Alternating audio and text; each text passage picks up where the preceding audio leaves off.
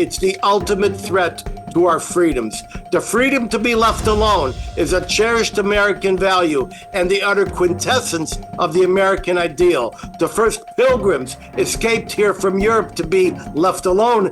Today, all of our movements, our expressions, our participation, and our very freedom is threatened by mechanisms of central control. And now, The Edwin Black Show.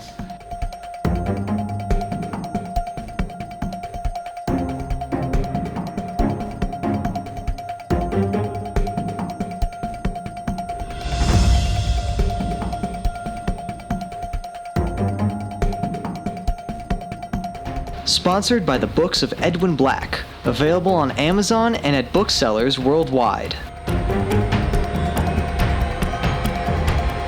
And now, here's Edwin.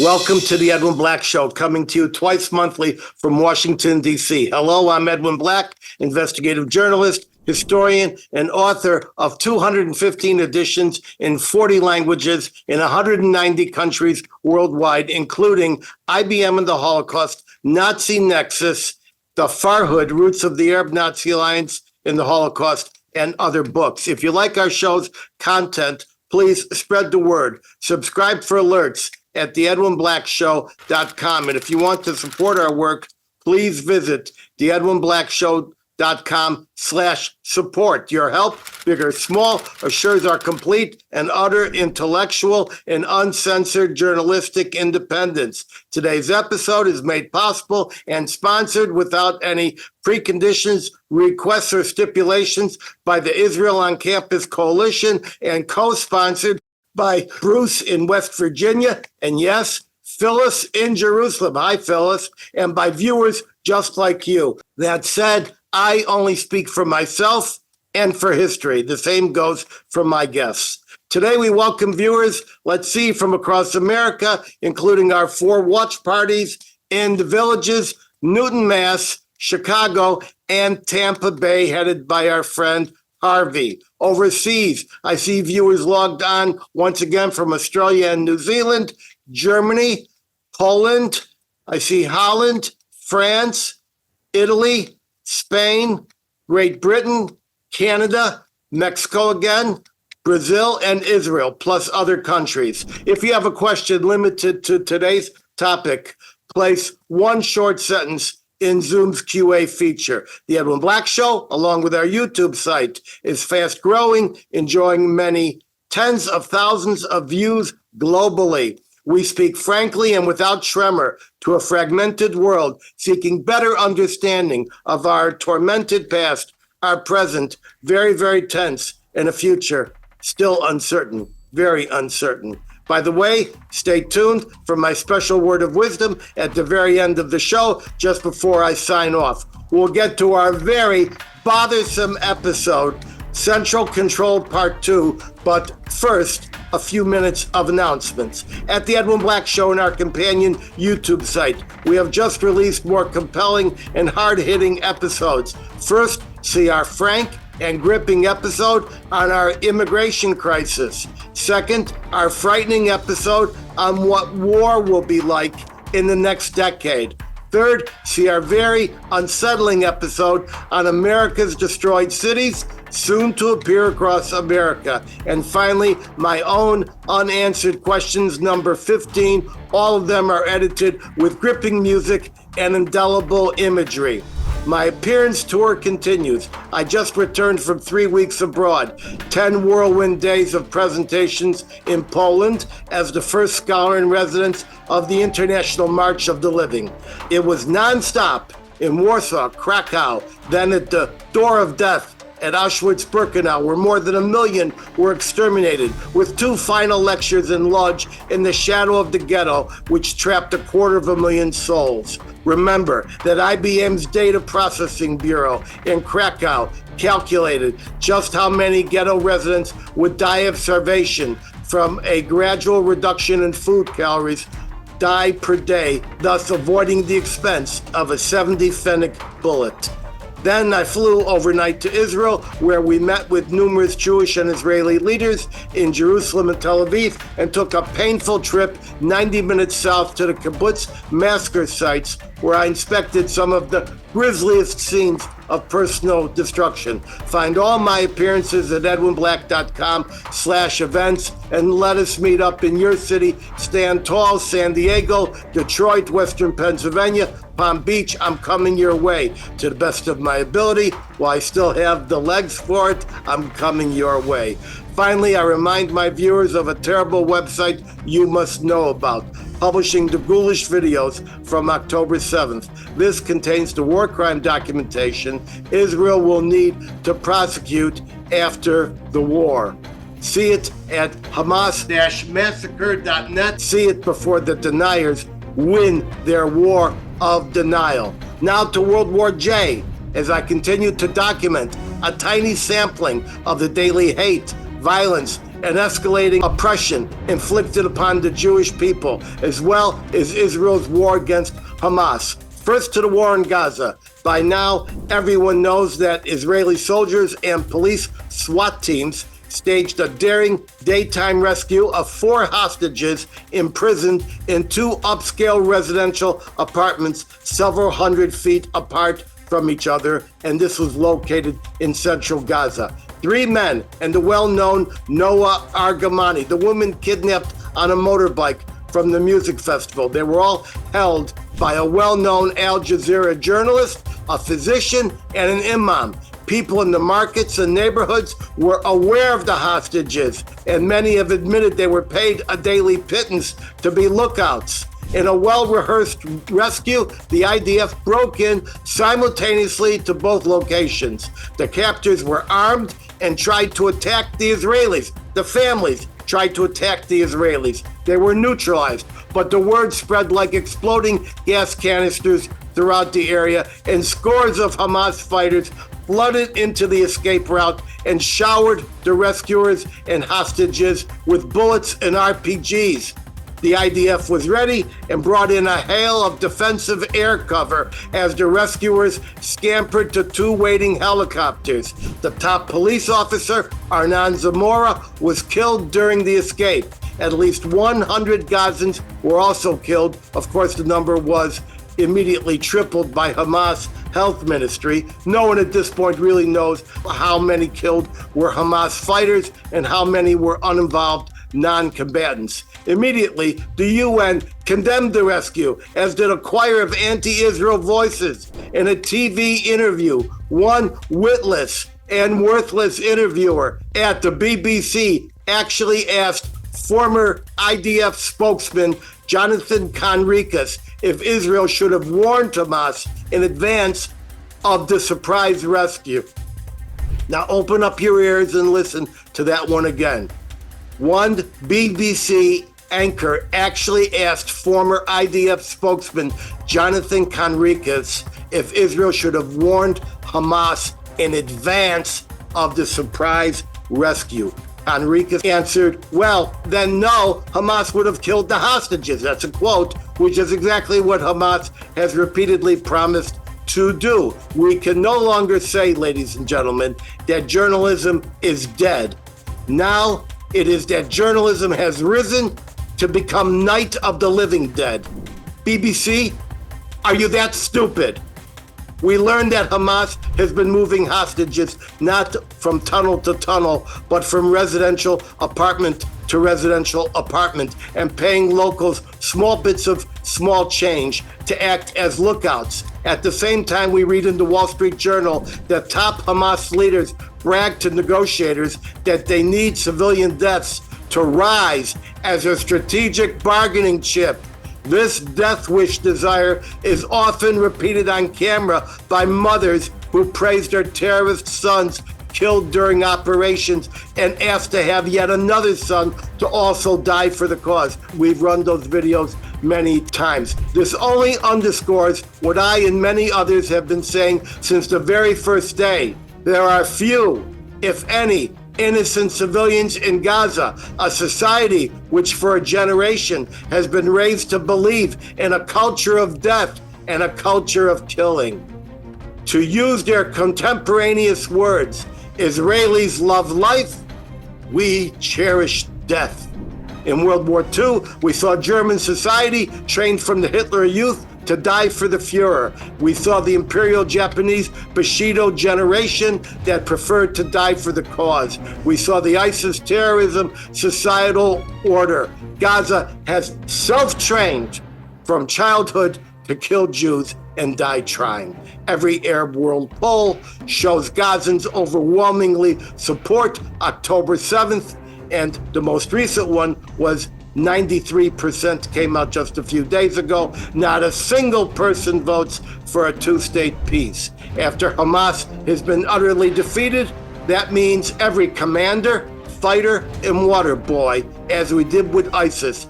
Then we can all construct a de-radicalized society of coexistence, living under non-sovereign self-rule, which can rebuild itself without the life commitment to murder Jews. I remind people that there are numerous self-governing, non-sovereign territories. I can name plenty of them. Wales, Scotland, Gibraltar, Northern Ireland.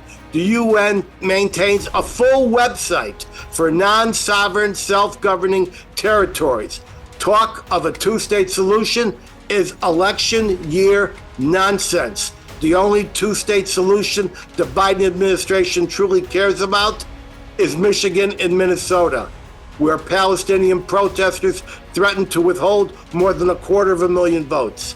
This brings me to international law, which is created in a long process that begins with ordinary commentators such as myself and other human rights observers and ends with multinational treaties or conventions. In that vein, as a regular commentator, I join others asserting new rules are needed, and I think they are needed in a fifth Geneva Convention not yet written. I am the first to use this term, Fifth Geneva Convention.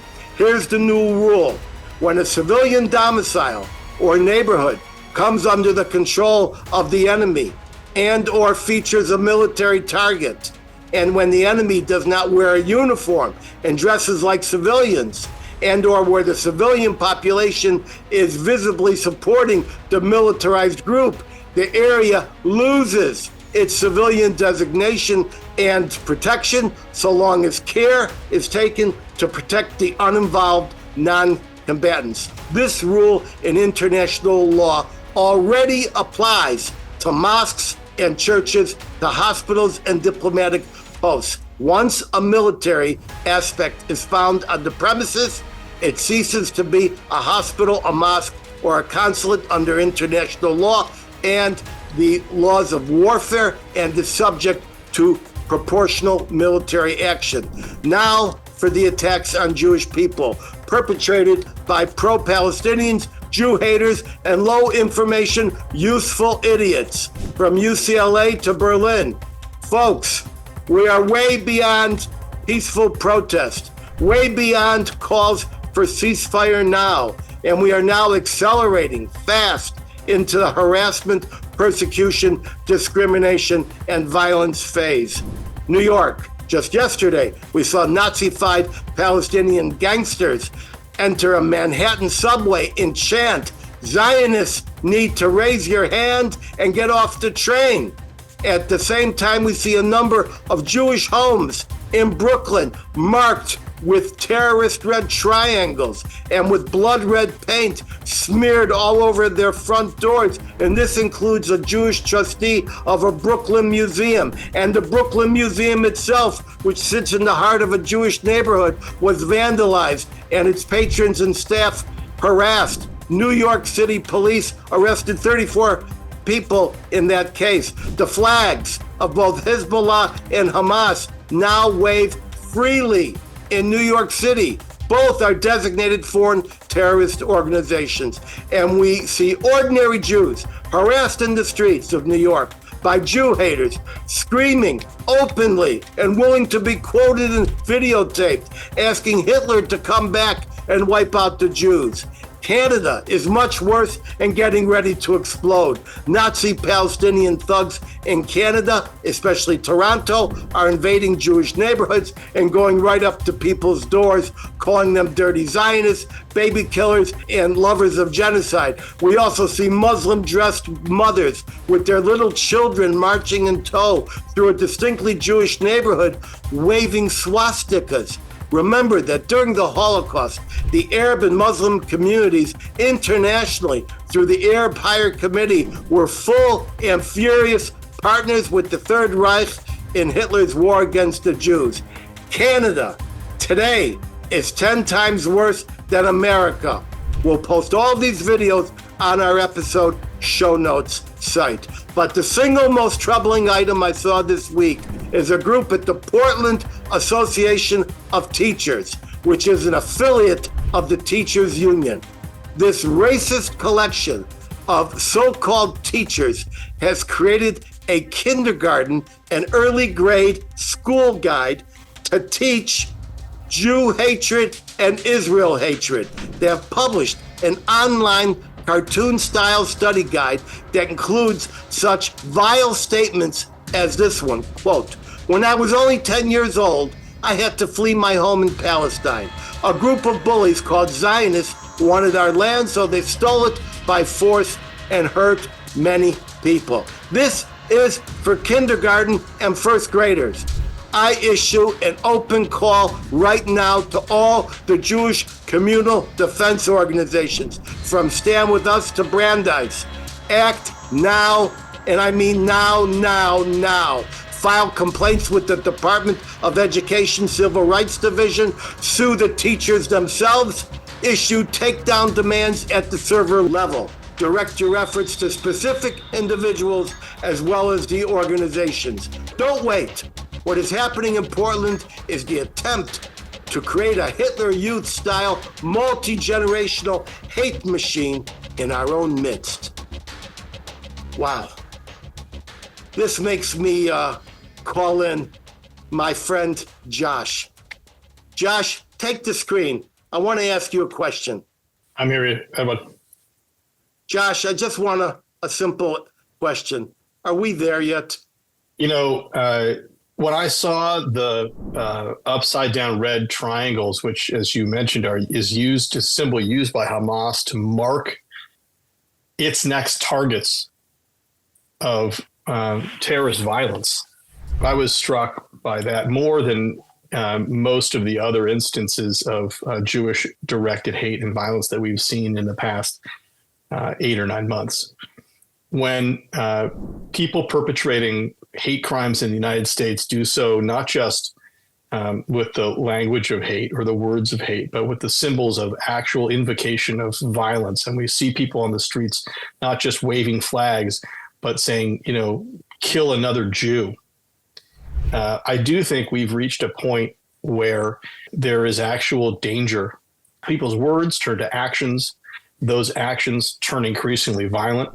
When we see people on the train and the subway saying, raise your hand if you're a Zionist, I recall a story that a friend's grandmother told them of after World War II, when they were on a train leaving Poland. A soldier got on the train and asked if there were any Jews on the train. Her brother raised his hand and the soldier shot him in the head, and the rest of the passengers on the train laughed.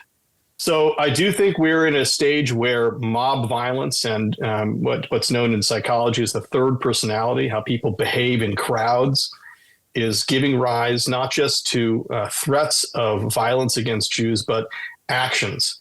And I do think it's time for our governments, local, state, and federal, to begin to enforce laws, to pass laws, things like the laws that were used against the Ku Klux Klan that prevented them from rallying in public while wearing masks, that act and enforce laws against those who are demonstrating, expressing support for sanctioned terrorist organizations, including Hezbollah, which has killed more Americans than any other terror group except Al-Qaeda on the streets of the United States. So that is a point we have certainly reached, Edwin. And all right, listen, Josh, one more question. Are you hopeful or not hopeful at this moment? I am certainly unnerved as a Jew in America and as an American to see the degree to which these views seem to have permeated. Now, it's not the majority of Americans, but certainly more people than should be acting this way. And I think, if we do go back through the past several White House administrations, some of the language that came out of the staff of the White House, where President Obama's words in private to Jews, the words of his staff in public, excoriating Jews for supporting, stronger measures against Iran, asking questions about whose side are you on, give rise to the kind of sentiment, give succor to the kind of people, whether it's Jamal Bowman on the streets of New York screaming that stories of rape and violence against women are lies and propaganda perpetrated by Israel and Jews to defraud the world. This is a sitting member of Congress. It's not just the member of Hezbollah from Michigan. It's members of Congress from New York.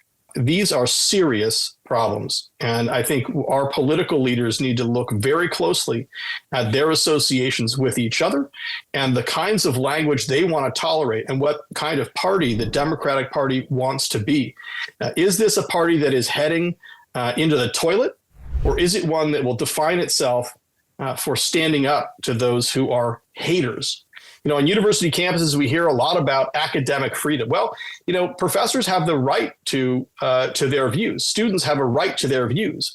But I think universities need to tell them, fine, but you're wrong, and not here. We believe in academic freedom, and we believe in you're right, but not here.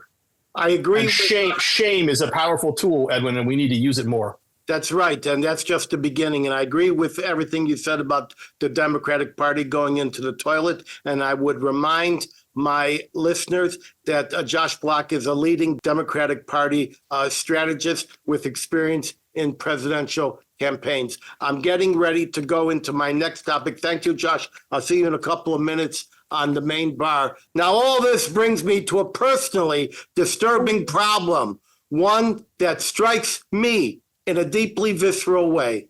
I now refer to the, quote, climate of fear and reign of censorship regarding pro-Israel and Israel-loving Jewish authors at the prestigious Authors Guild. For years, the Authors Guild was the uppermost elite and dignified association of the uppermost elite and dignified authors in America. I joined in 1967, at the age of 17, the youngest author who had ever been allowed membership, based not on my book writing at the time, I was too young, but based on my magazine and newspaper writing. In those days, new members had to be vetted and scrutinized by a small but platinum-plated membership committee. The committee, which specifically reviewed my work and approved me, had 4 working members: John Steinbeck, John Hersey, Rex Stout, and James Michener. A 5th member of this small group, Ernest Hemingway, one of my heroes, died before I was reviewed. Acceptance for me was a permission slip to race to the clouds, type my way into the aortas of history, and fulfill a dream that many had, but that few could bring to reality.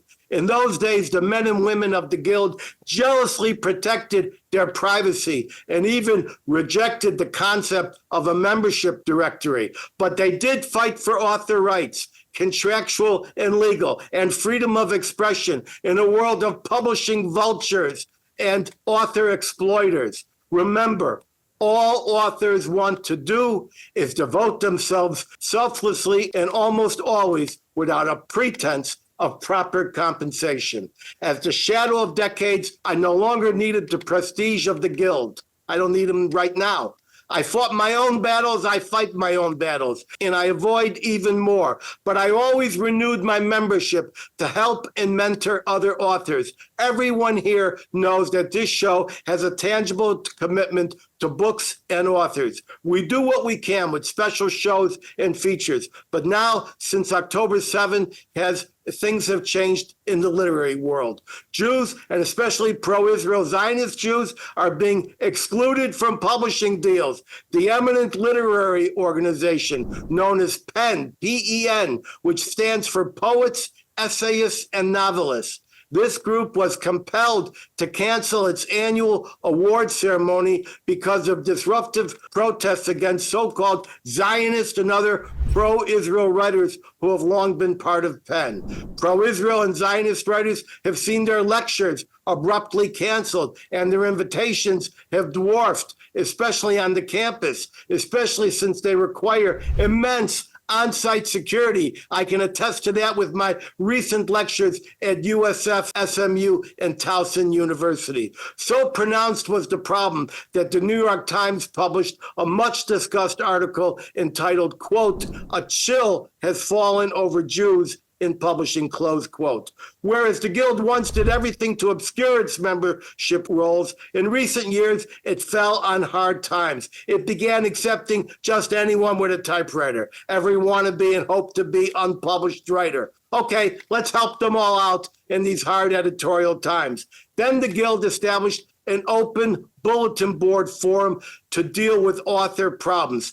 This is a completely embarrassing and vastly unprofessional forum filled with a lot of primitive help me questions about manuscript preparation and requests for gossip about agents and publishing. For example, a few days ago, an author began a thread with the libelous title, quote, "My cover designer plagiarized another's work," only to discover the designer used a similar and legally obtained stock image. I avoid the forum whenever I can and almost never pay attention to anything they say. But then one thread appeared in my mailbox about this New York Times article. A chill has fallen over Jews in publishing. And this led to discussions over random plans to blacklist and professionally oust pro-Israel and mainly Israel-loving Jewish authors. Immediately, the anti-Israel schmutz was published, such as claiming that Zionists want to throw Palestinians out of their homes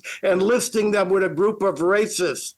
Many saw these falsities, objected, and tried to answer with factual and dignified rebuttal, but their attempts were frustrated by a Goebbels-like censorship policy, removal of remarks, even as the nasty anti-Israel remarks were allowed to remain untouched, and threats, get this, to ban writers from the forum if they got more than 3 strikes. So I finally got involved, and I provided some documented replies about international law and genocide. I was warned that quoting international law chapter and verse on protected speech was against policy, even if asked by another writer. I invited anyone to join me off forum to answer questions. But as I was doing so, authors were contacting me, fearful they could be expelled from the forum and even the Guild itself by standing up for Israel, even to answer the public falsehoods. For example, there's an advocation for BDS boycott of Zionist writers. They list Zionists in a basket of deplorables, which include racists and misogynists. So I tendered a solid piece of historical documentation. I actually had one of my producers proof it for errors about Jews and Arab and Jewish Palestine in Israel. And I warned the Guild censor publicly, do not try to censor me. Guess what? They censored me, removed my historical remarks, and then removed my notice that I had been censored. Other authors also saw their posts removed. Hence, the climate of fear that had gripped so many pro-Israel Jewish authors in the Guild tried to silence me as well. What a mistake. Authors Guild, listen up. In nearly 60 years, no one has censored me.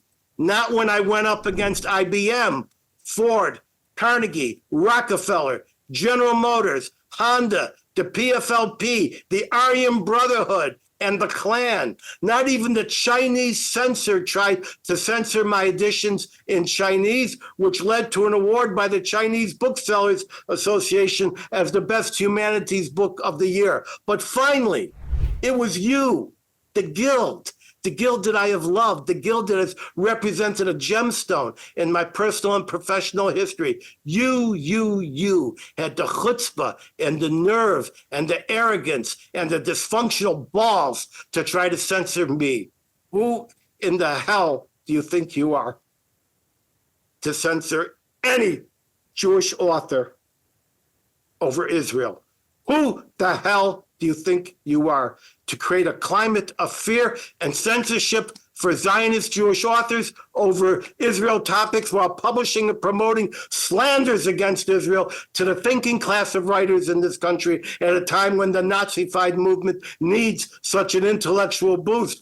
Who the hell do you think you are to host a recent gala celebrating freedom of expression, you hypocrites, while cultivating repressive policies about Israel on your own forum? Here's what I say.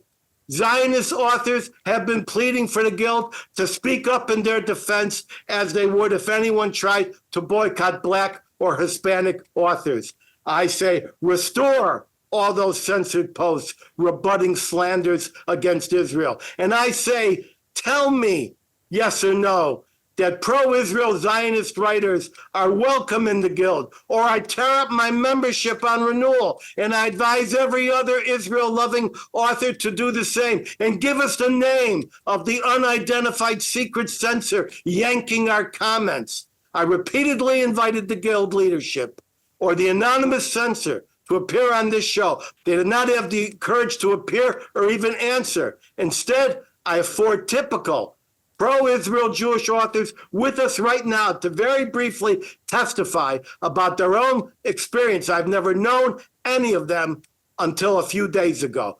First, I give you Nathan Scheinberg in San Francisco, writer of books dealing with psychological matters, winner of many awards for excellence. He was born in a DP camp and wrote Sheba and Solomon's Return Ethiopian Children in Israel. Nathan, take the screen and tell us what happened to you. Just take a minute. What happened to you?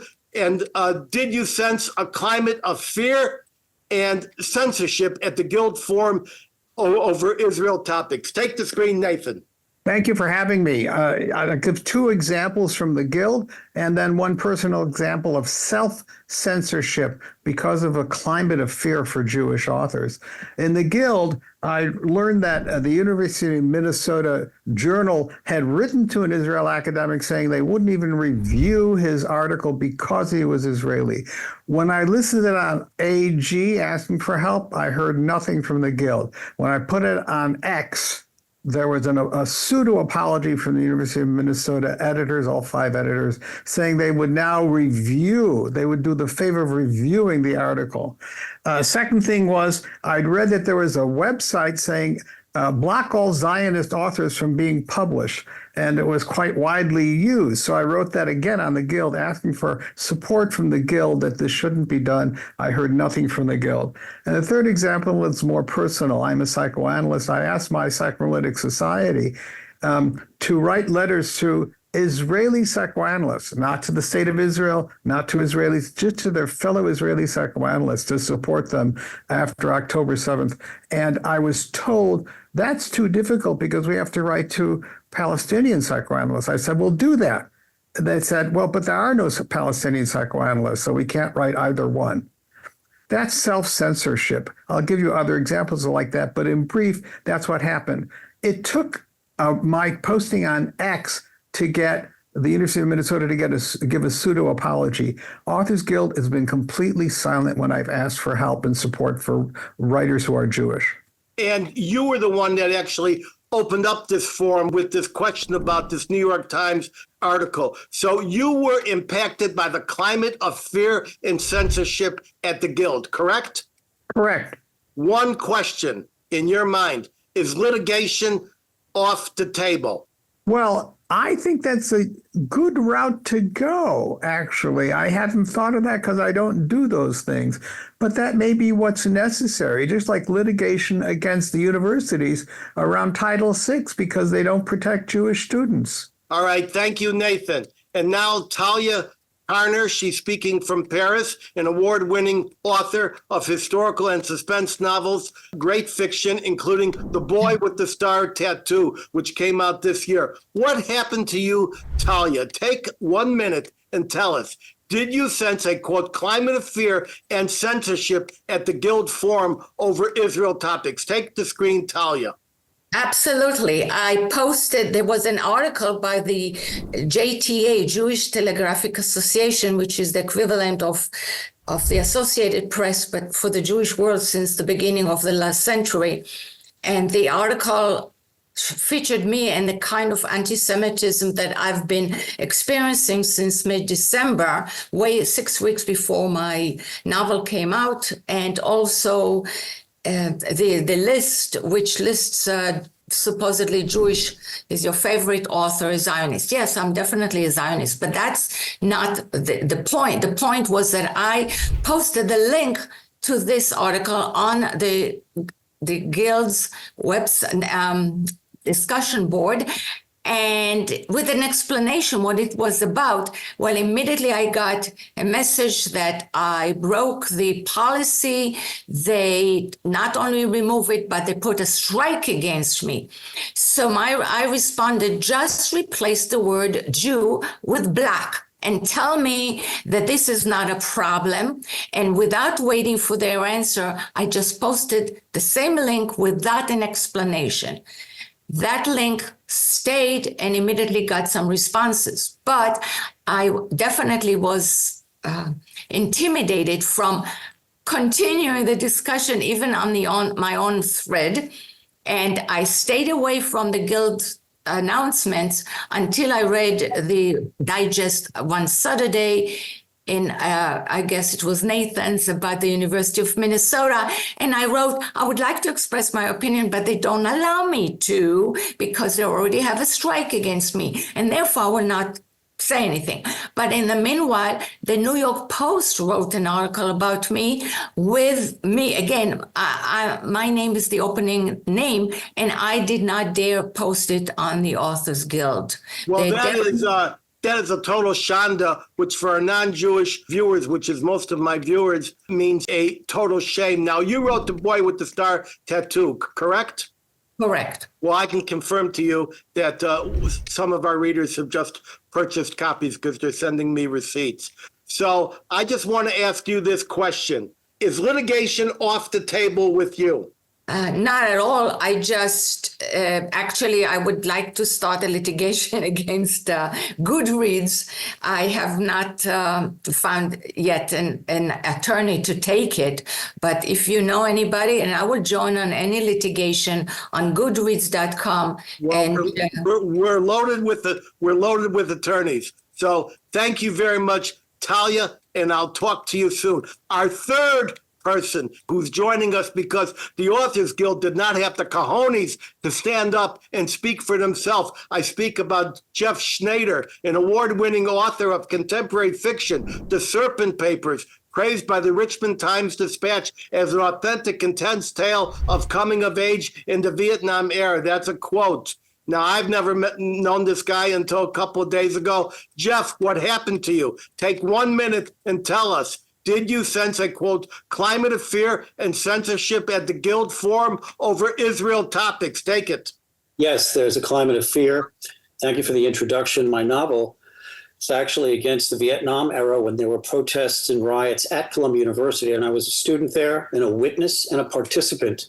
So in many ways, superficially, my activities were like those of people across campuses today, but we were peaceniks, loved children. We were not haters. And my fictional review is about that time, which stands in counter-distinction in terms of its underlying ethos to what's going on today.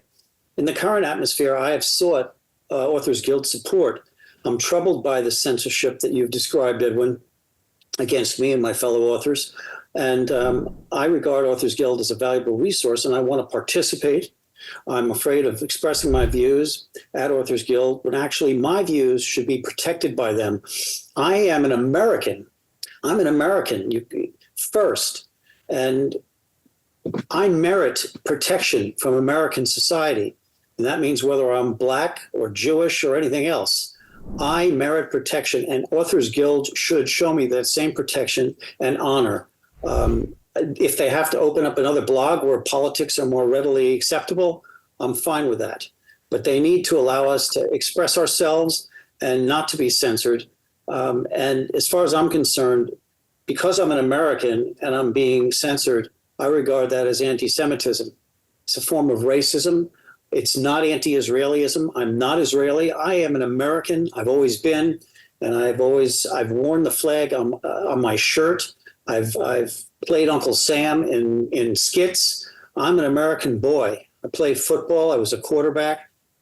I am all American, and I don't go with this prejudice against things that I have to say which are heartfelt and are important to me, especially when I'm not insulting anyone else, none of my colleagues. I've been perfectly cordial, and I think the Authors Guild should stand up for me, and I find that they are willing to go against the censorship of books while they're in favor of revising books so that the insensitive words in some books are eradicated from those books. To me, that's a hypocrisy. But if they are so sensitive to alter the books that they say shouldn't be censored in order to spare the sensitivities of other groups of people, they should come out and protect me. And that's how I feel about that strongly. So, Jeff, how do you feel about litigation? Is it off the table as far as you're concerned? I'm not a litigious person, but it's not off the table.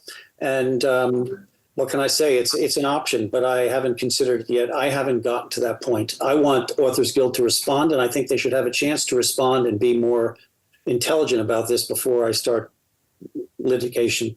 I told the Guild, you'll make a mistake if you try to censor me and my colleagues. Finally, S. Deborah Desser, who studies literature and linguistics. She has written children's lit and picture books. What happened to you, Deborah? Take 1 minute and tell us, did you sense a, quote, climate of fear and censorship at the Guild Forum over pro-Israel topics? Take the camera, Deb. Yes, for the first time ever, and I've been a member of the Authors Guild for 5 years now, I did feel a climate of fear. I felt that they weren't living up to the standards that they had exhibited in their bulletins, in their newsletters, where they support minorities. And I think often people forget that the Jewish population is a minority. And so when you're worried about supporting other minorities and you're forgetting about, I don't know what the percentage is of Jewish writers and authors in the Authors Guild, but when you're forgetting about a huge segment of people, I think you're not doing what you set out to do. I had some of my comments taken down. I've yet to be restricted or reprimanded, but I felt that if I went any further, because I had already stuck my neck out a certain amount, I felt that I too was going to be on the receiving end of that. And one of the things that impacts me greatly is that silence or no answer is an answer. Well, I'm very unhappy to hear about your experience. And without naming any names, can you confirm that you are aware of people who attempted to get in touch with me personally, not via the Guild communication channels, but by Facebook, because they were afraid the Guild would be monitoring what they said and they just had fear? Are you one of those people? Do you know about anyone who did that? I will only speak for myself, and I have no problem stating it here and now that, yes, I reached out to you outside of the Authors Guild because I felt like it was a bit of Big Brother, quite frankly. And do you know of any person, without identifying man or woman, who has experienced anxiety, just hours and hours of anxiety over this matter of censorship and climate of fear with the Authors Guild? I think so. I think there's your answer. Okay. All right. Now to wrap up the segment, we're going to call upon our resident, and let me say Thank you, Deborah. And we'll be doing what we can to promote your book. And by the way, ladies and gentlemen, and Guild, you don't censor anybody on Israel. Let the word go out that if anyone has their remarks on Israel censored, give them to me and we will publish them. And I want to say we're going to have a special short feature with these 4 excellent authors about what they have experienced. And now to wrap up the segment, we call upon our resident ethics and human values guru, author Faye Lincoln. You all know her. She wrote the important volume, Values That Shape the World. Faye, what do you think about establishing a climate of fear and all this censorship against Jews who love Israel? Take the screen for 1 minute. Thank you. I'm truly appalled at what I'm hearing about the Authors Guild and PEN in terms of this kind of censorship, because their mission statement actually speaks to the fact that they are in support of free speech. This is their mission. They want all authors to have free speech. And recently, I visited the Dachau concentration camp outside of Munich, Germany. And as early as 1933, those who spoke out in opposition to the Nazis, journalists, authors, they were sent to the camp as dissidents. And after experiencing extreme brutality and torture, some were actually freed, but told to remain silent, or they would be sent back to the camp. This became a frightening message to the German people not to speak out. When Jewish authors and books are banned, the silence and oppression become insidious. First, the silence suppresses the voices of all Jews. Later, the silence subdues the rights of the broader population. Such a ban, in my opinion, is an attempt to wipe out Jewish history. This is how Hamas works. Wipe out the history of the Holocaust, wipe out the Jewish people through genocide. There are laws that protect Jewish authors and books from being banned. The First Amendment of the Constitution and Titles 6 and 7 of the Civil Rights Act together prevent censorship and discrimination at public and federally funded institutions. Think of university professors, Jewish university professors who are at risk of being banned from writing or publishing books or articles. So I believe Jewish authors must stand up and speak out. For once they're banned, it's only a short step before Jews, as in Nazi Germany, become labeled as dissidents in our own country. Oh, thank you very much, Faye. And we remember that on May 9th, of 1933, the Nazis had a book burning, and now the Authors Guild is incinerating the forum posts. Now, Faye's work can be found at valuesthatshaptheworld.com. And now I'm going to rush through my monologue because I got to get to Josh. Josh, you're going to speak first. When I'm done, I want to talk about the primary purpose of our gathering here, our next unwanted installment of our eyeball-to-eyeball examination of central control. This is part 2. It's the ultimate threat to our freedoms. The freedom to be left alone is a cherished American value and the utter quintessence of the American ideal. The first pilgrims escaped here from Europe to be left alone in their religious and cultural beliefs. America's experience for the longest time featured a frontier. People could always go west to be left alone. Today, there is no more frontier. Today, all of our movements, our expressions, our participation, and our very freedom is threatened by mechanisms of central control. It's more than cancel culture. Cancel culture itself is nothing new. The ancient pharaohs canceled their predecessors who, by having their image and name scraped from the temple walls and records. The Romans expelled the Jews and then renamed Israel for the enemy of the Jews, the Philistines. And so they renamed the area Syria Palestina for the Greek island invaders, the Philistines, now transmogrified as Palestinians. The Nazis took Gdansk and many other cities and renamed them Danzig and so forth. But nothing compares to what is possible today. The Chinese have a well-established social credit system based on merging a ubiquitous facial recognition system called Skynet into a mercilessly updated social media monitor to determine who you associate with, where you may go, and what bus and airplane you may board. What has been perfected in China has now reached our shores. The names are well known. Facebook, Google, YouTube, but it is more than mere censorship. It's actual control. It is now possible for Chinese authorities to lock people in their car and drive them to a police station. The same technology of remote control over cars was written into America's Infrastructure Act. And Tesla has already proved it can stop you anywhere it wants if you don't pay your bill on time. Amazon sells 75 to 80% of the books in this world, and one day demanded that all books about the Third Reich and the Holocaust delete images of swastikas from their cover. I had to do this from all of my books, as did every other World War II and Holocaust scholar and novelist. But now new legislation about information, misinformation, and malinformation has been created in this country, along with numerous FBI-linked agencies to enforce it, or what they claim is misinformation. Nothing is more pertinent to this discussion than the now announced reality. Hunter's laptop is real, and the 6 feet of social distancing is not. Yet disagreeing with those two premises could lose your right to speak, your right to work. Now we discover both absolute truths were absolute falsehoods.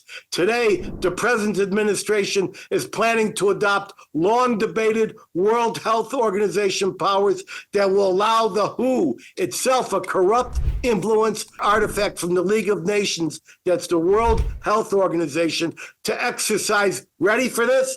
Arrest powers in the United States for non-compliant speech. Yes, the World Health Organization will have the right to issue an arrest and confinement warrant for those who challenge their statements. Scores of countries have already agreed to this power in principle. And since the Obama administration, our own government has been toying with joining that international enforcement effort.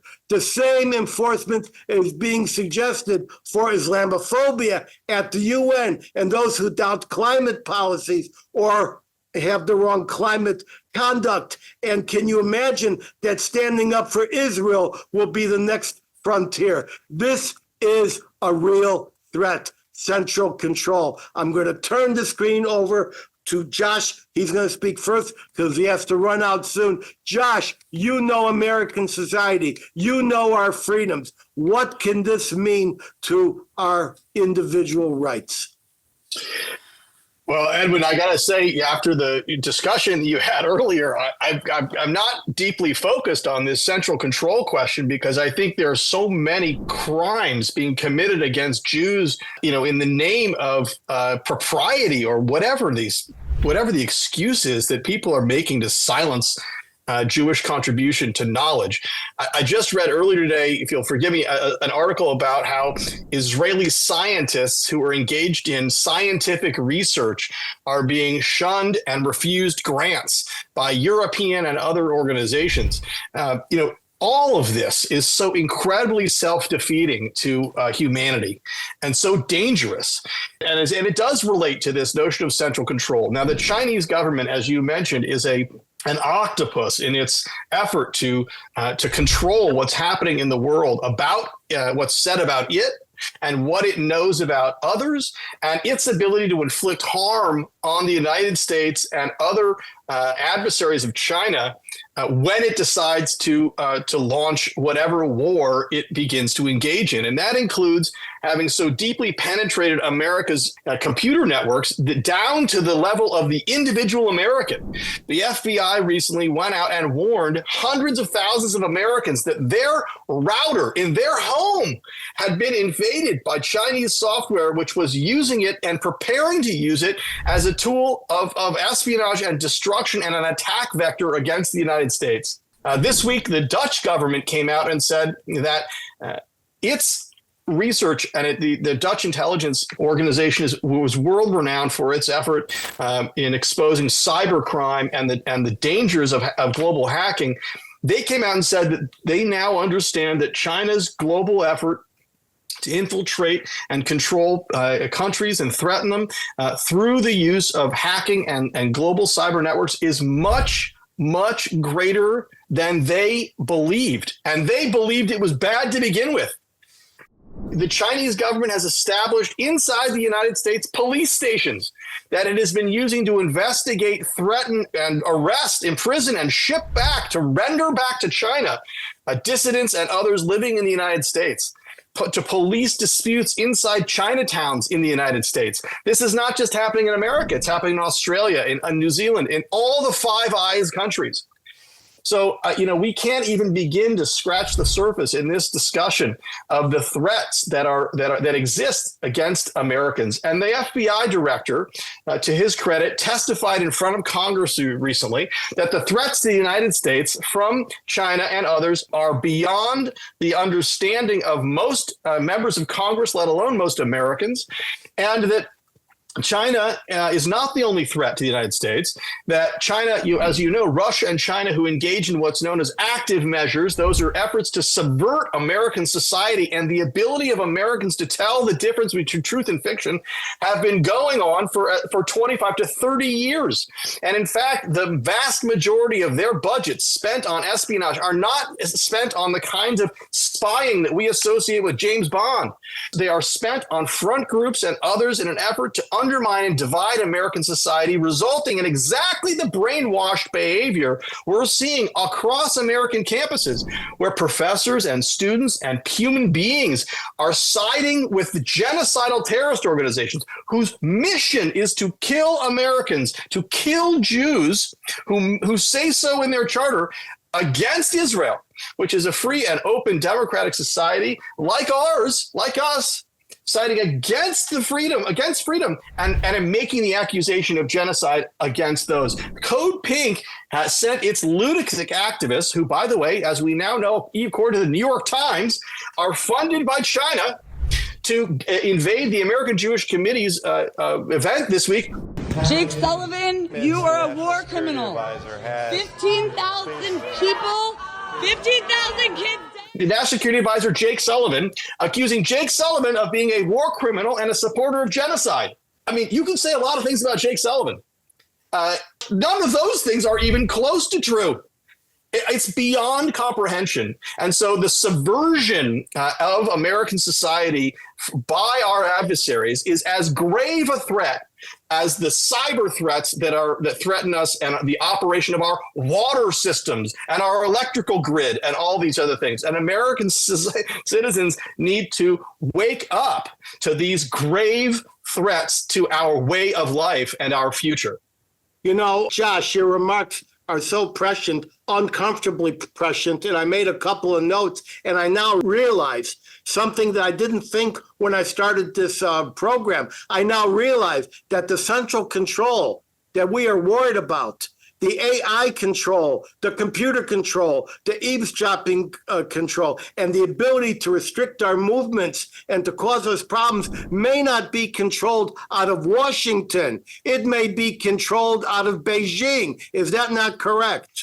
Yeah, and I would say further, Edwin, that these tools, these active measures that are being used, and by the way, this is, again, as someone, not a new phenomenon, something that, former KGB officers who defected to the United States talked about openly and explicitly in the 1980s, talking about a 3-stage program, the first stage lasting 25 years, by the end of which American citizens will not be able to distinguish between fact and fiction. And if we haven't seen that manifest itself, if you haven't seen that be true, then your eyes and your ears are not open and not functioning. And when you talk about that, can we distinguish between fact and fiction? This is something we've been warning about for about a year in our AI series. I should also like to mention that these police stations that you mentioned are absolutely real. And it was only after we revealed them, including their addresses in Manhattan and San Francisco, that the FBI descended upon them and took them down. A tremendous delivery. Thank you, Josh. I know you have to cut, but I'll answer questions. Edwin, I just want to say thank you to you, Edwin, for creating this forum. And the fact that you have these discussions, which others are unwilling to broach, and that you bring on to your program the authors who can testify to their own experience of the kind of coercion, bigotry, silencing that is at the heart of these problems, of this subversion of a situation in which those running organizations dedicated to truth are inflicting this harm on people, is again revelatory of the exact problem this program is designed to bring forward. So thank you to you and to those brave participants on this show. And I urge everyone to go buy their books. Yeah, buy their books. They're listed on the Edwin Black site. You could buy mine second, but buy them first. And they deserve it. Josh, thank you. We'll see you again on another show. I'm going to turn the screen over to Bob Zeidman. The reason I'm turning it over to Bob Zeidman is because Bob is a computer forensic expert. He has a deep insight into AI and has a deep insight into malicious conduct in computers. And as such, he is equipped to give us a special view into what might be lurking in malware that would impact our movements and our freedoms, that is central control. Bob in Las Vegas, take the screen. Edwin, thanks for having me. I'm actually in Washington, D.C. today. Well, get the hell up here and we'll have a drink. So, what I want to do is I'm going to talk about AI and central control, but I'm going to I think I can tie it into what your panelists are talking about. These authors are outspoken, fortunately, about what's going on. I was a member of the Authors Guild years ago, and I left, and I loved the Authors Guild for so many years like you did, and I think they do. But I left about 6-7 years ago when President Trump announced some kind of initiative for free speech, and the Authors Guild actually came out against it. And I was on their bulletin boards, and I said, I don't understand how you could be against a free speech initiative. They officially came out against it. Interestingly enough, I was censored on the Authors Guild bulletin board. And so, but people started coming to me and saying, yeah, I'm quitting. And what happened was a lot of people with conservative views started quitting. And I hope even others without conservative views, people who believed in free speech, thought that why is the Authors Guild against free speech? And why are they censoring people who say that we want to discuss this? Because there was no vote taken, by the way. They didn't poll their members. So let me talk about let me see if I can tie that into AI and central control. So there's three things that I'm concerned about with AI, and most people understand and agree with the first two, but I think a lot of people don't understand the third one. The first one is realistic fake news, that basically AI can create these videos and advertisements and show people saying things that's completely fake, but it looks so believable. And as people are already falling for scams, email scams, all kinds of scams, it's just really easy for AI to fool people. And when I say AI, by the way, it's the people in charge of the AI. It's not the AI itself. AI is not going to take over the world, but people could use it for bad purposes. The second thing is what I call the AI misinformation avalanche. And the way I describe it is AI goes out and looks for news, looks for information. And if it finds a lot of it, it decides that's true. It doesn't know true or false. But the problem is you've got a lot of people discussing that the world is flat. People write articles that the world is flat, but very few people write articles that the world is round, right? It's assumed that people know that. So when AI goes out and looks for information, if you ask it a question, is the world flat or round, it's likely to say that the world is flat. And the same thing, you find anti-Semitism spread that way too, because you don't have articles writing about how wonderful the Jews are, but you do have extremists writing about how bad they are. So you get suddenly AI is producing articles with fake information, with misinformation. And the more articles out there with the misinformation, the more AI gathers it up and it reinforces that fake position. So these are the first two things that I'm worried about. And the third one is censorship by big tech and by government. And this is where I think the story with the Authors Guild comes in. You get people who think they're doing the right thing by their anti-Semitism, their anti-Zionism, their anti-Israel views, or suppressing views that are positive about Israel. And these people think they're doing the right thing. And so but those in power, and today those in power are the government and big tech, they say, well, we're going to shape the answers to people's questions. We're going to shape the information out there so they see the right information and not the wrong information. And the example of that recently is with Google. If you're familiar, Google put out an AI-based search engine, and it had tweaked it to make it more equitable. And in doing so, if you asked for pictures of Nazis, you got African-American Nazis, you got Asian Nazis, right? It's crazy. It was historically inaccurate, but these people in charge who believe that they know more are shaping it. And what they're doing is they claim they're doing unbiasing the results. But the results are already unbiased. When they go in there and quote unquote unbias them, what they are doing is actually biasing the results the way they want them to be.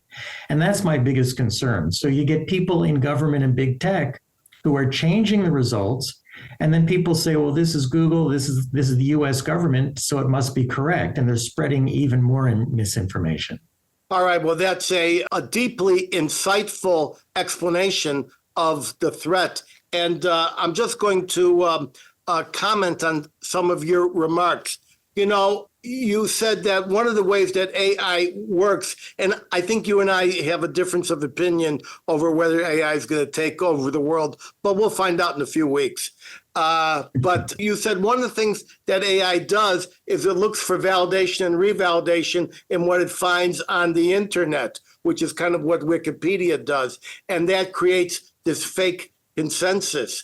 But part of our problem is that the Chinese, and not just the Chinese, can unleash 30,000 bots at a time to replicate and magnify false news. And we know that that happened in just a little way when this fake Israeli attack against a hospital in Gaza occurred with 500 instant fatalities, and then it turned everyone against Israel. And that's one of our most dangerous concepts is consensus. They established a consensus. The consensus can be manipulated, as we saw with Hunter Biden's laptop and as we saw with 6 feet of social distancing, both of which proved to be fallible.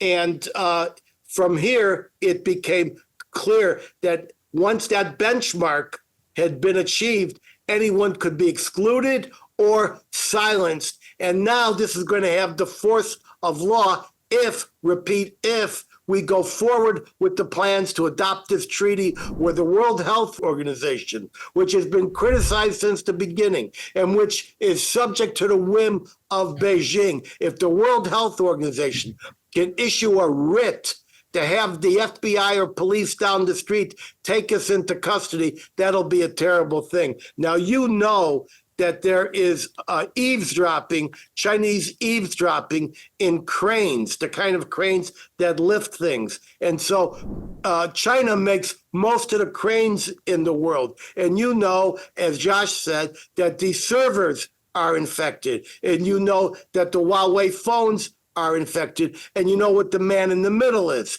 30,000 Chinese suddenly appeared at the border. They haven't been here before.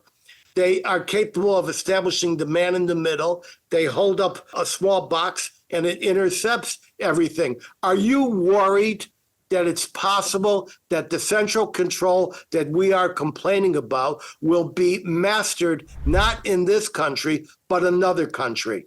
Well, I certainly am. I mean, that's always been an issue, but I think the way to combat it, the only way that I can think of, and it, by the way, I'm not saying this is the solution, but one way to do it is not to restrict what we do in the US, but also to really enforce free speech. And when I say that, I know too many people who say, I believe in free speech, but as long as it doesn't hurt anyone. The thing is, we need to allow all speech, and it needs to be transparent so that we can judge.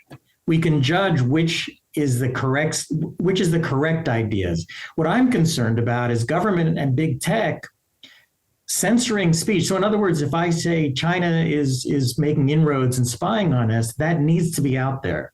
If someone else says they're not, that needs to be out there. If someone says Israel is good and here's why, that needs to be out there. If someone says Israel is bad And here's why. That needs to be out there. We need to we need to reintroduce critical thinking. We're letting big tech, government, high tech, other countries influence our thinking.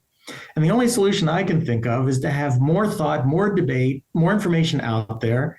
And too often with things like whether it's COVID or it's Israel, there are just topics that the countries and the technology giants that control what we're doing now are saying, for the good of mankind, we're not letting people hear certain facts, and we've got to end that. And I will repeat what I've said before. Our society is filled with facts and very little knowledge. And what knowledge it has not been perfected to the point of wisdom. Thank you, Bob. You're in Vegas, but now you're in Washington. I got whiskey up here if you want to come up. All right, let's go to our questions. I'm loaded with questions, and we're going to start with the watch party from the villages. Were the rescued hostages tortured? No one cared about them. So I'm going to answer. They were tortured mentally, perhaps even more than physically in some cases, although there was sexual abuse that they're afraid to discuss at this point.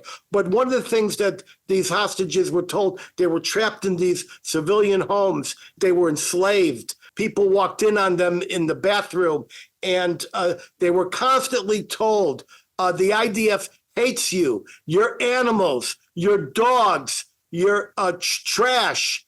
And day after day, they said, if you see the IDF, they're coming to kill you. And that's why when you look at that video of the IDF rescuing this guy, he's got his hands over his head because he doesn't know if he's going to be killed. But right quick, the IDF rescuer put his fist out and made a fist bump, and the guy knew he was back to salvation. Thank you very much, Watch Party in Villages. Watch Party in Newton, Mass. I've got a question here that Bob is going to like. Why did Elon Musk say he would outlaw Apple phones if they integrated AI into the operating system?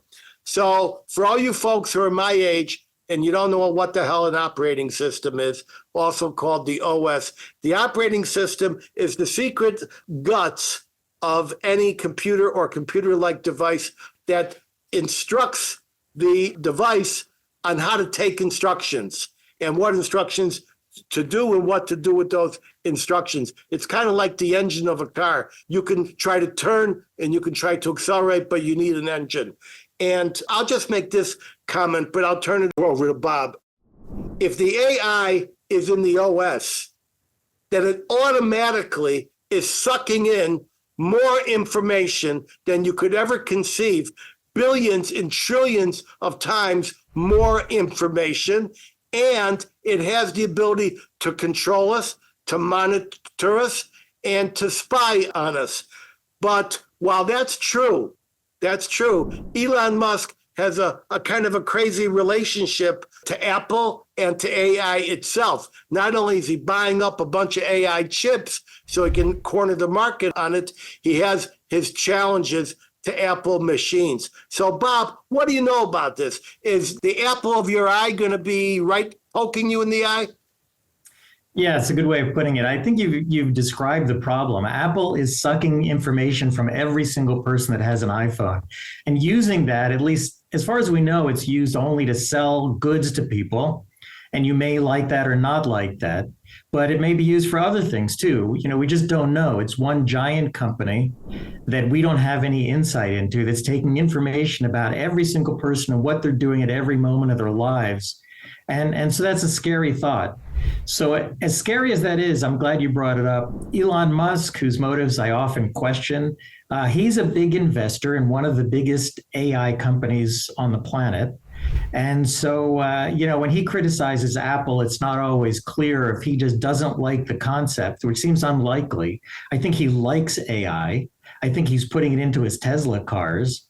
So I think you have to be careful when he says he doesn't trust what Apple's doing.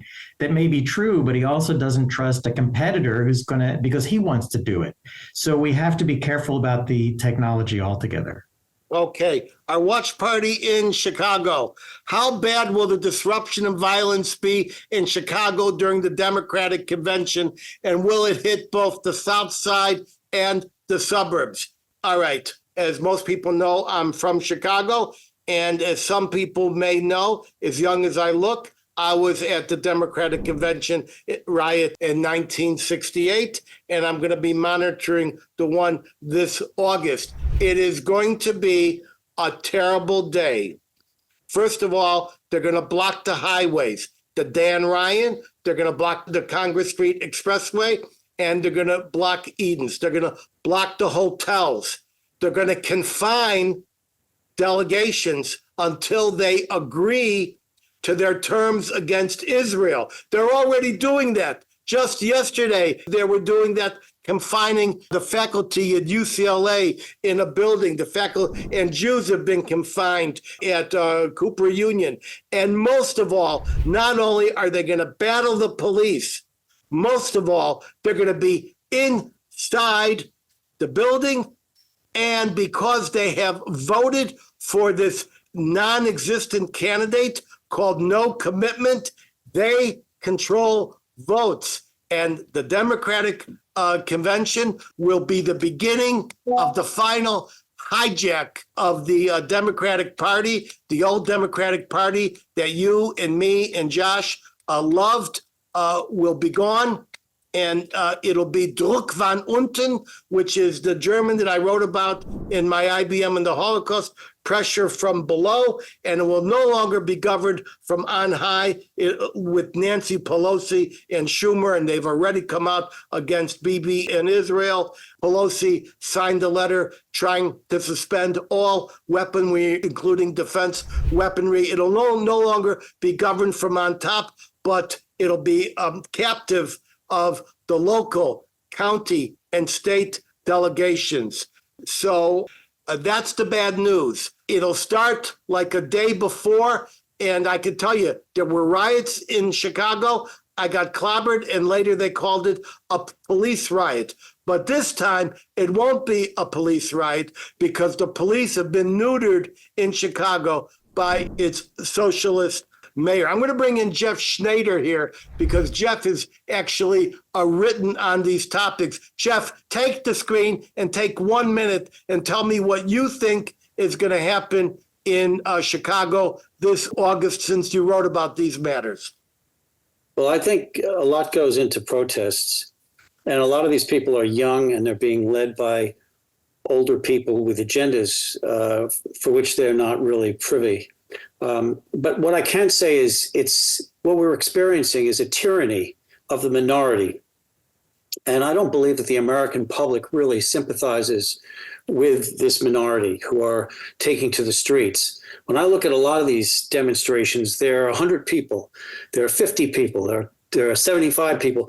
I think Americans are fed up with them, and I don't think the government is responding to the majority's sentiments on this. And it's a tyranny of the minority. Back in 1972, it was a majority of a generation, and most of America eventually decided that the war in Vietnam was not good. And the ethos behind that was that boys were dying in Vietnam, boys from America, and the Vietnamese were dying in a war that really was pointless. But here we have bullying and hatred, and nobody's trying to save lives here. People are accusing other groups, Jews in particular, of being genocidal and are threatening to murder them and are bullying them actively. And there's been no government intervention. I see a tyranny of the minority.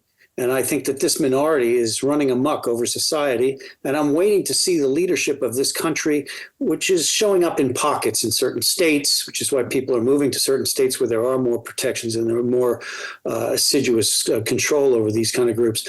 I would like to see the central administration and others take a stand against this tyrannous minority. And that's in counter-distinction to what I did in 1972 when I was in the middle of riots on Columbia's campus fighting against a war. So I think superficially it may look the same, but again, the underlying grassroots ethos of the two different movements are entirely 180 degrees apart from one another. Oh, that's well said. I should also remind people that everybody has a right to raise their fist. When the fist comes close to my nose, it's no longer permitted. We got one more question out of the many. I'm sorry, we had about 20, 30 questions here. This is from Rita in Los Angeles. She's a regular. Maybe I'm being optimistic, but how about a coup to overthrow Hamas by a group that values life and not a death cult? So here's the answer, Rita. That minority that you want to see, that minority that I want to see, that minority that most of the people watching us want to see does not yet exist. And if they could exist, they would be immediately shot down by Hamas. This is how it's always been in that part of the world. People who want to live in peace find it very difficult because they're being shouted down and shot down. We find that not quite 100% of people support Hamas, but 100% support the program of Hamas, and other people support different factions like Palestinian Islamic Jihad and other groups who they feel can achieve it better than Hamas. Just lately, I began to hear people actually use these words. We want to live in peace. That's the phrase I want to hear, and I want to hear it from more than one person. And at some point, Hamas will be weakened to the point where more people can be willing to do just as in the ashes of Nazi Germany, come forward and say, we want to live a different way. And so Netanyahu cannot have a day after plan now, because we don't know what's going to be looking at us for weeks more. And we don't know what's going to happen in this forthcoming war with Hezbollah that's about to unleash. An excellent question and a painful answer. We're out of time, ladies and gentlemen. I want you to hold for my closing word of wisdom, just 1 to 2 minutes away. But first, I want to thank my very knowledgeable guests, Josh Block, Bob Zeidman, and our 4 courageous authors, plus Faye Lincoln. Hey, Authors Guild, you messed with the wrong Jew when you tried to censor me.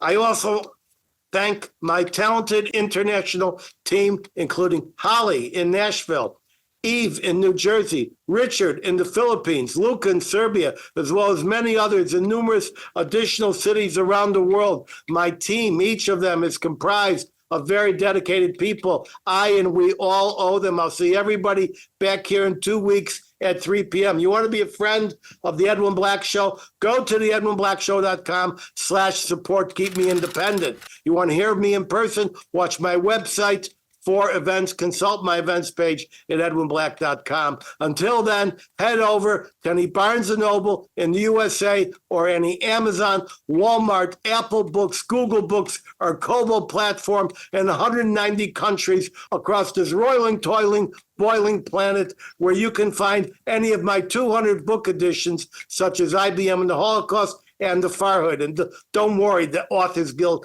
can't change a comma. You want an autographed copy? Hit my personal newly redesigned website, edwinblack.com, click books. Get access alerts to participate live in future shows at the edwinblackshow.com. You'll see a version of this show probably in about 3 weeks, and prior episodes by subscribing to our YouTube channel at The Edwin Black Show and click the notification button like tens of thousands of others have. You'll love them. We put new ones up each week, produced by my bold international crew. You can follow me at Edwin Black Book on that thing called X, as well as the other thing called Facebook. And now for my closing word of wisdom. You can take it lying down, or you could take it standing up. Time for everyone to rise. I'm zooming out from our nation's capital. Bless all of you.